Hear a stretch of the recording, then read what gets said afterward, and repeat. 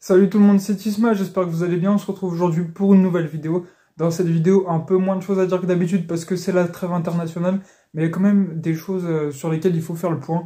Notamment, on va parler de OL Nantes et des incidents qu'il y a eu après. Ça, ce sera la partie principale de la vidéo. On enchaînera avec plein de petites infos sur la trêve internationale, sur nos Lyonnais en sélection, sur le coordinateur sportif éventuel qui pourrait arriver à Lyon, sur plein de petites choses comme ça. Sur la LFP aussi, c'est assez intéressant. Donc c'est parti les gars pour la vidéo. On commence donc par le match contre le FC Nantes qui nous remet à la 7ème place les gars. Une victoire 2-0 qui fait plaisir. Alors Nantes avait beaucoup d'absents, mais en tout cas on a gagné. Bon, on va pas trop s'attarder sur le côté sportif de cette rencontre. On va parler plus du côté extra-sportif. Mais pour résumer le match, vite fait, but de de Tagliafico dans un premier temps. Et but de Nicolas Pallois sur un contre son camp dans un second temps les gars. Donc un match assez ouvert, on va dire, surtout du côté lyonnais, parce qu'on a eu des ailiers en feu, Fofana et Cherki. Ça a été très fort devant, le milieu de terrain a été assez correct. Tolisso et Verretou ont été propres, qui a créé toujours un peu en dessous malheureusement, mais on sent qu'il va reprendre de la confiance petit à petit et qu'il va peut-être revenir à un bon niveau assez rapidement, en tout cas c'est ce que l'on souhaite. La Casette a été aussi un peu en dessous du moins de ce que j'ai trouvé lors des autres rencontres, donc ça a dû faire un peu du bien cette petite trêve internationale parce que nos joueurs ont repris l'entraînement seulement jeudi, donc ils ont le temps de faire quelques petites vacances, tout ça, voilà pour ça. Donc un match assez ouvert, on a vu de belles choses devant, on a vu beaucoup d'occasions, beaucoup de situations, on arrive avec des phases offensives, plus qu'en contre-attaque notamment. Du coup, ce qui fait qu'on a été plutôt pas mal. Il aurait fallu être meilleur à l'efficacité parce qu'on pouvait clairement finir ce match à 4-0, 3-0 minimum. Enfin bref, on aurait pu marquer beaucoup plus de buts. Voilà pour le côté sportif. Comme j'ai dit, on va pas trop y passer beaucoup de temps. On passe surtout à la suite à l'extra sportif. Donc ça, c'est plus grave, moins drôle, moins bien que la victoire qui nous met à la 7ème place.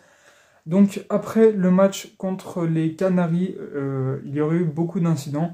Notamment plusieurs bastons et le supporter lyonnais s'est fait poignarder. Alors ce serait...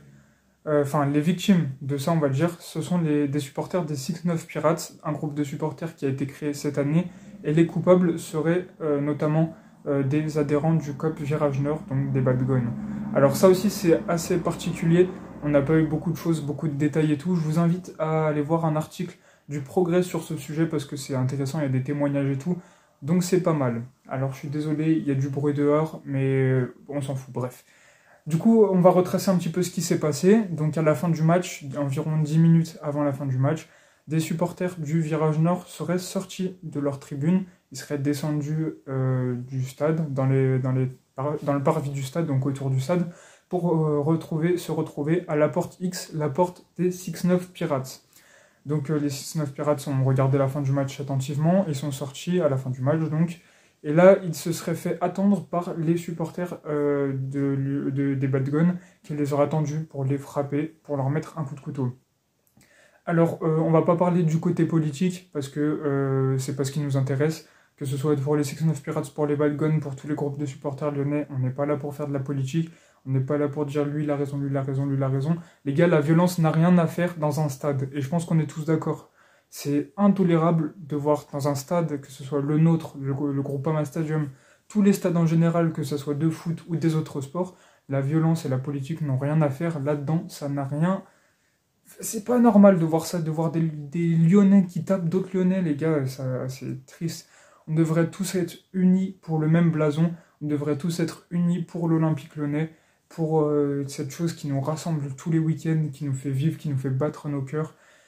Mais on a vu que ça prend une mauvaise tournure depuis quelques temps. Il y a pas mal de violence entre Lyonnais. Et là, ce week-end, ça a été l'apogée, on va dire. On espère plus jamais revoir ça. On espère que le club va prendre des mesures. Et que des choses seront faites pour qu'on ne réassiste plus jamais à ces scènes qui, en plus, sont récupérées par tous ceux qui veulent faire de la propagande, de je sais pas quoi, bref. On donne raison à tous nos détracteurs, à tous les détracteurs de l'Olympique Lyonnais, à tous les détracteurs du foot et du sport en général, les gars. Ces scènes, c'est vraiment aberrant, les gars. Je suis énervé à l'idée de voir ça, comment des Lyonnais peuvent taper d'autres Lyonnais. Alors, je prends des pincettes quand je dis que c'est des supporters des Bad Guns qui ont tapé ceux des 6-9 Pirates parce que ce n'est pas avéré. Du moins, l'enquête n'a pas été révélée, mais c'est ce qui est dit dans les médias. Donc j'utilise quand même le conditionnel, je tiens à le souligner notamment. Donc voilà, à noter aussi également qu'un supporter des 6-9 Pirates a été mis en examen pour port d'armes dans l'enceinte du stade. Je crois qu'il il est en cours d'une interdiction de stade à vie, s'il me semble bien. Il avait un cutter sur lui, donc pendant un match, il a été interpellé et il a été déféré en justice.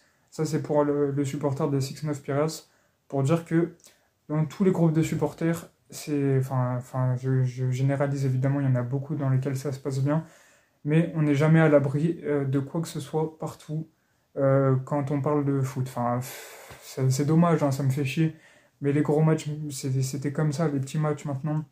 En plus, c'est des supporters lyonnais, enfin, c'est désolant, je sais pas trop quoi dire d'autre. Enfin, ça me dégoûte et je pense que ça dégoûte la majorité d'entre nous, et on espère qu'on va tous s'unir et être solidaires pour l'Olympique Lyonnais, pour tirer dans le même sens, plutôt que se battre les uns les autres pour des convictions totalement connes qui n'ont rien à faire dans le foot.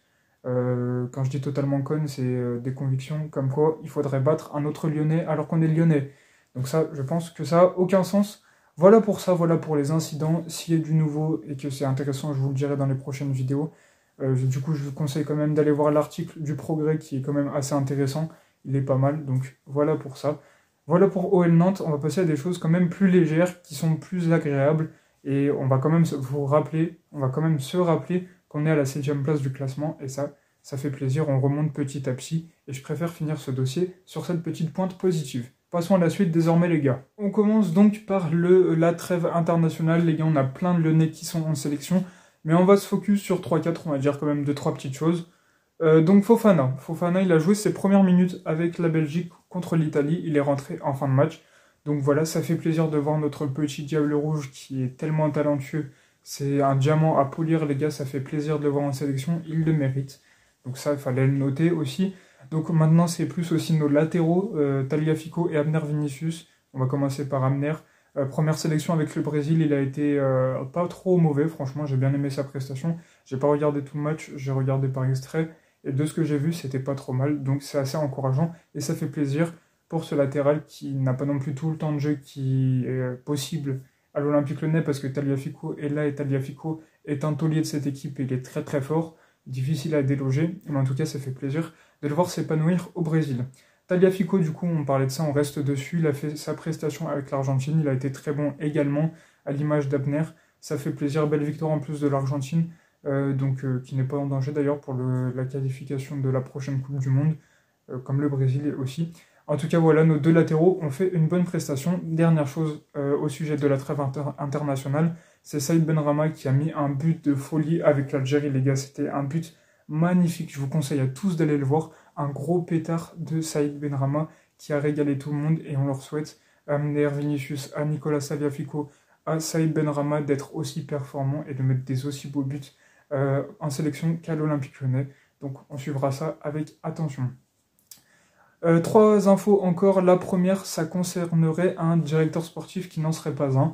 En gros, Lyon ne cherche pas à remplacer David Friot, dans le sens où il ne peut pas lui trouver un remplaçant à son poste, mais il souhaite recruter un coordinateur sportif, donc qui aurait le rôle d'être proche du groupe, d'être un peu limite un manager, on va dire, plus qu'un éducateur, plus qu'un entraîneur. Ce serait surtout le côté managériat, ça ne se dit pas du tout, management de l'effectif, et donc un côté plus proche, plus relationnel, plus psychologique avec les joueurs, mais aucun lien avec le mercato, rien. Ça, ce sera confié à Mathieu Louis-Jean, qui est toujours en charge du mercato à l'Olympique Lyonnais, et qui, je pense, réalise du très bon boulot, enfin du moins sur ce qu'il nous a prouvé ces derniers mercato.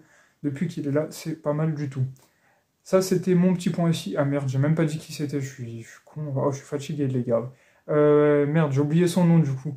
Je vous le mettrai au montage, mais c'est un ancien défenseur de Montpellier, de Toulouse et de Dijon, qui a aujourd'hui 39 ans, et il a pris sa retraite il y a 6 mois. Putain, j'ai plus son nom, c'est horrible. Je vous le mettrai donc au montage comme je l'ai dit, mais c'est lui qui est pressenti pour être à ce poste de coordinateur sportif, pour remplacer, on va dire, remplacer entre guillemets, comme je l'ai dit tout à l'heure, c'est pas un remplacement, pour combler un poste laissé vacant par David Friot, mais ce ne sera pas le poste de directeur sportif. Voilà pour ça.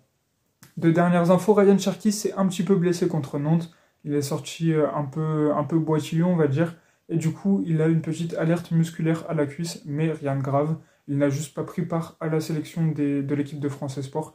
Il aura été laissé au repos, ce qui lui permettra de revenir au mieux à 100% pour le prochain match contre le Havre après la trêve internationale. Dernière info, et cette fois-ci elle est un peu drôle en vrai parce qu'on en a beaucoup parlé cet été, c'est à propos des droits TV. L'Olympique Lyonnais aurait envoyé une lettre de mise en demeure à la LFP et à Vincent Labrune parce que la Ligue 1 n'a pas reçu 20 millions d'euros que Beansport et DAZN avaient prévu de verser justement. Donc il y aurait un manque de versement et donc Lyon a souligné l'incapacité de la LFP et de Vincent Labrune à gérer ce dossier-là et donc on a renvoyé une lettre à moitié publique, on va dire, parce qu'elle est parue dans l'équipe, pour ridiculiser un peu ces deux instances que sont le diffuseur, donc DAZN et BIN, et la Ligue de football professionnel, qui sont vraiment très mauvais dans ce dossier des droits TV. DAZN qui a très peu d'abonnés, il parlerait de 500 000 actuels, alors qu'on devrait être au double, voire au triple normalement, de ce qui était attendu. Donc ça, c'est le résultat du prix de l'abonnement trop haut, alors que les droits ont totalement baissé. Enfin bref, les droits TV, c'était vraiment une catastrophe, ce qui explique évidemment les banderoles dans toutes les tribunes, même la nôtre. On parle de Vincent Laburne, évidemment les jeux de mots assez drôles à son nom, ou Vincent Lablonde aussi, parce que pour se moquer un petit peu, enfin bref. Voilà, Vincent Labrune n'aurait pas dû déjà être réélu en tant que président de la LFP, mais malheureusement ça a été le cas, et donc Lyon a souligné l'incompétence de cet homme et de son instance, avec ce manque de versement de 20 millions d'euros qui met dans la merde pas mal de clubs en Ligue 1. Je pense à Montpellier qui réalise un début de saison très mauvais en Ligue 1, car ils dépendent de plus de 75% de leur budget des droits TV, et comme ils ont diminué, ils n'ont pas eu beaucoup d'argent, en plus il n'a pas été versé, donc pour vous dire, ils n'ont pas pu recruter au mercato, enfin très peu, et du coup ça fait que c'est assez compliqué en ce début de saison. Alors je souhaite quand même aux petits clubs, et surtout à Montpellier, de se remettre bien, parce que c'est quand même un club qui compte, et qui a compté dans le championnat de France. Voilà pour la vidéo les gars, j'espère que vous l'aurez kiffé. Si c'est le cas, on se retrouve la semaine prochaine. N'hésitez pas à liker, à commenter et à vous abonner. Les gars, je vous le dis, un petit objectif avant la fin de l'année. Il nous reste 2 mois et demi avant que l'année 2024 se termine. J'aimerais bien, franchement j'aimerais bien, aller chercher les 400 abonnés. Ça me ferait plaisir. Il en manque 5. Il en manque 5. 5 c'est pas un nombre. Il en manque 5. Et je pense qu'on peut aller les chercher, vous en êtes capable. Donc s'il vous plaît les gars, si vous kiffez la chaîne, si vous kiffez les vidéos, abonnez-vous, ça me ferait vraiment plaisir de fou. Et voilà pour ça. Donc on se laisse avec la phrase de Bartruzza, ancien animateur, journaliste sportif à propos de l'Olympique Lyonnais. L'OL est une formidable raison d'exister. Ciao ciao l'équipe.